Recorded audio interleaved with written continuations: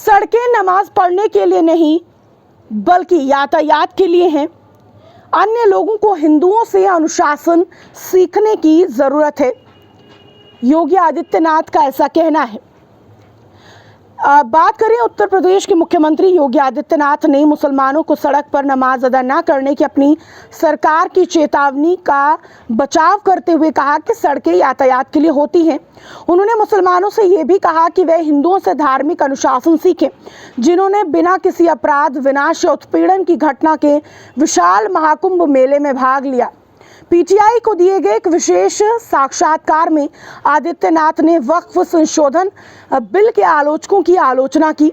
उन्होंने कहा कि वक्फ बोर्ड स्वार्थी हितों के साथ साथ लूट खसोट, संपत्ति हड़पने का अड्डा बन गए हैं और मुसलमानों के कल्याण के लिए बहुत कम किया है। हिंदू मंदिरों और मठों द्वारा शिक्षा और स्वास्थ्य जैसे क्षेत्रों में दान के उदाहरणों का हवाला देते हुए उन्होंने पूछा कि क्या किसी वक्फ बोर्ड ने कई गुना अधिक संपत्ति होने के बावजूद इस तरह का कल्याणकारी कार्य किया है। उन्होंने कहा कि ये वक्फ किसी भी सरकारी संपत्ति पर कब्जा करने का माध्यम बन गया है। ये सुधार समय की मांग है और सभी सुधारों का विरोध होता है।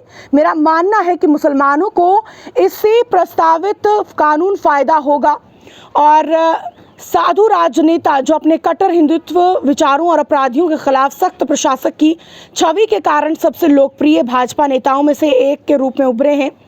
उन्होंने मुसलमानों के खिलाफ किसी भी भेदभाव की आलोचना को खारिज कर दिया है।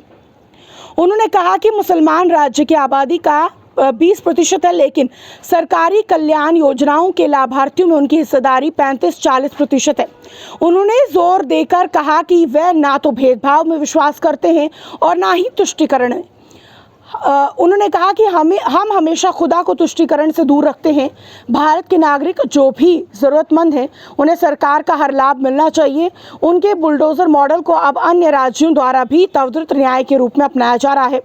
इसकी वैधता पर लगातार सवालों के बावजूद आदित्यनाथ ने पीटीआई को बताया कि वे लोकप्रिय प्रथा को एक उपलब्धि नहीं बल्कि एक आवश्यकता मानते हैं। उन्होंने कहा कि बुलडोज़र का इस्तेमाल बुनियादी ढांचे के निर्माण और अतिक्रमण हटाने के लिए भी किया जा सकता है। मुझे लगता है कि हमने दिखाया है कि इसका बेहतर तरीके से कैसे इस्तेमाल किया जा सकता है। उन्होंने ये भी दावा किया कि बुलडोज़र कार्यवाही के खिलाफ सुप्रीम कोर्ट की कोई भी प्रतिकूल टिप्पणी उनके राज्य से संबंधित नहीं है। उन्होंने कहा कि शीर्ष अदालत ने वास्तव में उत्तर प्रदेश द्वारा अपनाए गए दिशा निर्देशों की सराहना की है। मेरठ में उनके प्रशासन द्वारा सड़कों पर नमाज अदा करने के खिलाफ चेतावनी पर विवाद के बारे में पूछे जाने पर उन्होंने सरकार के कदम का दृढ़ता से बचाव करते हुए कहा कि इसमें कुछ भी गलत नहीं है। सड़कें चलने के लिए होती हैं और जो लोग फैसले के खिलाफ बोल रहे हैं उन्हें हिंदुओं से अनुशासन सीखना चाहिए।